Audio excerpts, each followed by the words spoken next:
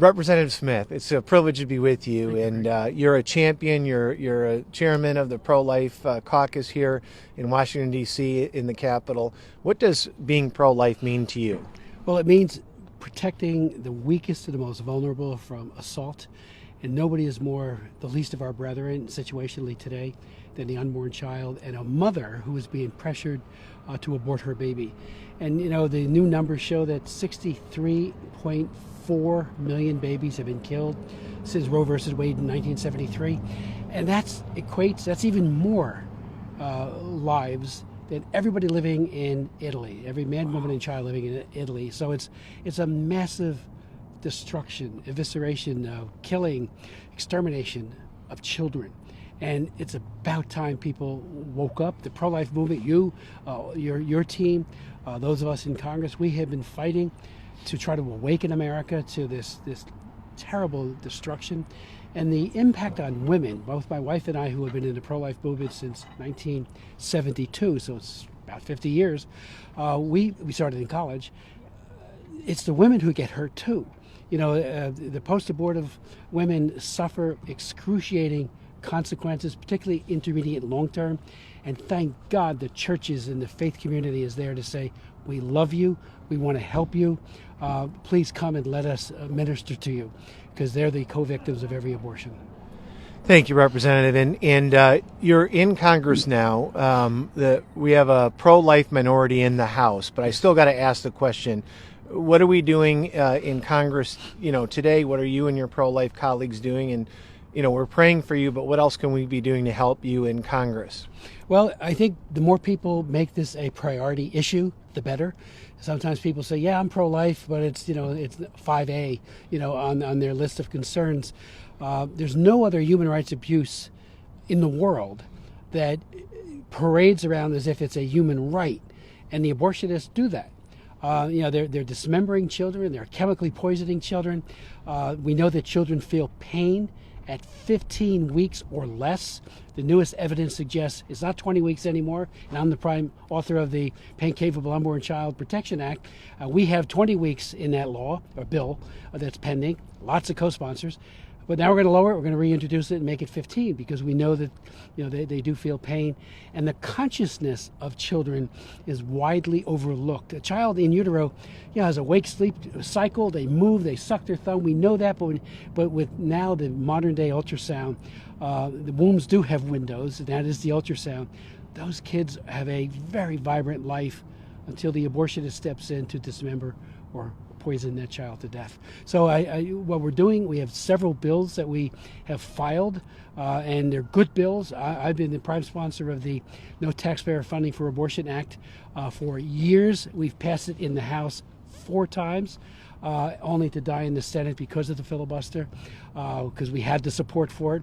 But we have renewed all of the riders year in and year out, even during the Obama administration, which was an act of God, including the Hyde, my amendment on federal employees' health benefits, all of those important riders that say no public funding for abortion, because we know the Hyde Amendment and the empirical evidence suggests it's very strongly about 60,000 children survive who are not killed because the money wasn't there to facilitate their demise.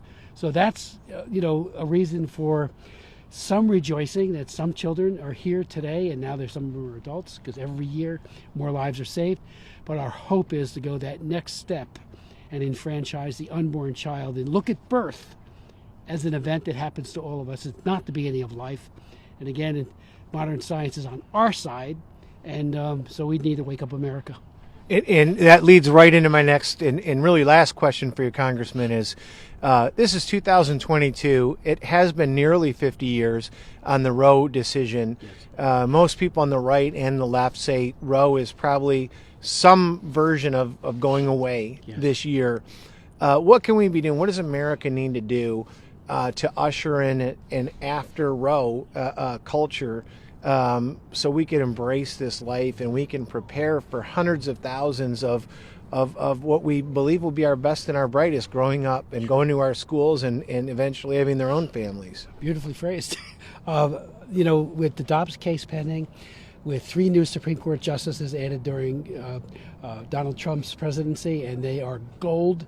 We all would be greatly disappointed if at least the court didn't affirm the Mississippi law, which is 15 weeks. And my hope, our prayer, and prayer is the key to all of this, is that they will go far beyond that and recognize, or at least empower, the states to enact laws that are protective of the unborn child and their mothers.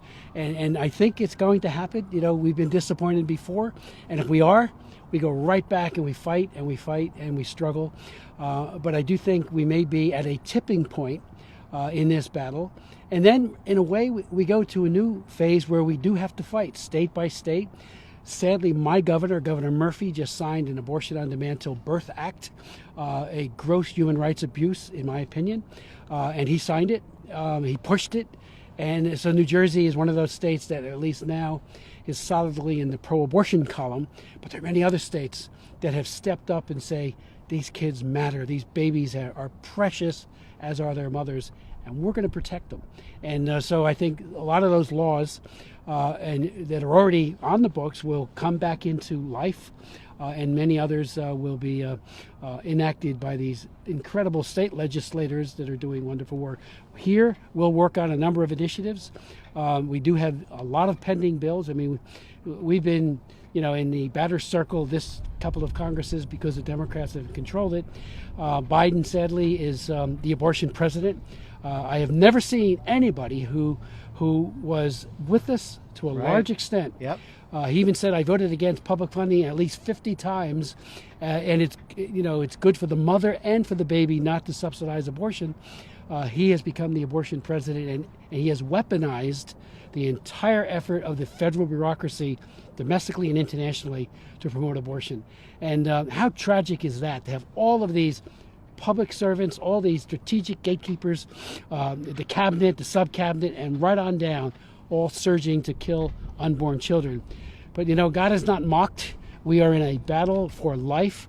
Choose life. It's said in the Old Testament, of course, in the New as well. And I do think we're on the precipice, a tipping point to protecting life. And we are as energized, you are, I am, we all are, as never before, that we can save a countless number of children. And what happens in America, I do a lot of work on the foreign side as well, at the UN, the OAS, the Organization of American States, African Union, a lot of countries. And unfortunately, this administration is again weaponized our embassies to promote abortion, to use foreign aid as a tool to leverage abortion promotion, and then to fund all the NGOs like Planned Parenthood here and abroad, and groups like that. But I do think, I have this hope that if we are successful, you'll see other countries looking at America and saying, they've reversed. Why do we want to embrace this? A lot of countries in Central and South America, like Brazil, Guatemala. The president of Guatemala is solidly pro-life. He's proudly pro-life and is being shunned by the White House because of it. They put him on the bad list. So I think we're in a very good position to just keep fighting, praying, fasting, and I think fasting is key, and then being wise as serpents in terms of our strategies. Well, Representative Smith just said a lot there, and this is what it's the beginning, and there's a lot of fighting ahead. But we have champions like Representative Chris Smith out there on the forefront of the fight for life in America, and be looking for his continued work. He's one of the greatest champions for life in America. Thank you, Representative. Thank you so much. Thank you.